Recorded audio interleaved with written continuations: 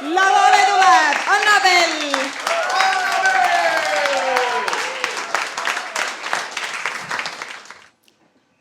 Suitseta rohelist teed juues, nii et kõrvad lähevad lukku. Lõika sibulat, nii et silmist kiirgaks punast. Suitseta veel ja joo veel teed, nii et keele otsa veidi ära kõrvetab ja naudi seda. Joo täis.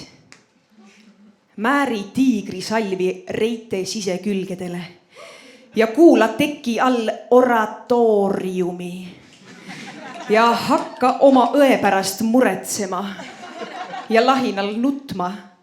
Siis ole rõõmus ja vaata rõdult alla. Ole Gruusia hotellis, nii et sa ise ei tahtnud Gruusiasse minnagi. Meenuta ainult neid asju, mida sa kunagi meenutanud pole. Vaata rõdult alla. Hoia end 90-kraadise nurga all.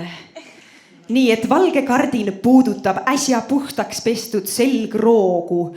Mõtle, kas tissid on kogu aeg niimoodi rippunud või? Aga ära rõdu piirdele toeta. Kissita silmi, nii et pilu silmavoodritele puhuks vilutuul. Tunne, et sa tahaksid, et uduvihma hakkaks sadama.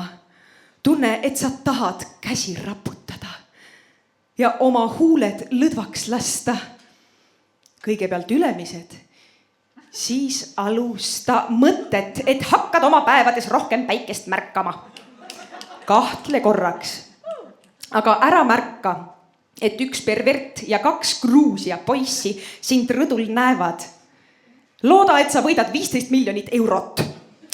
Tule mõistusele tagasi ja mõista, et oled ilma rahatagi õnnelik.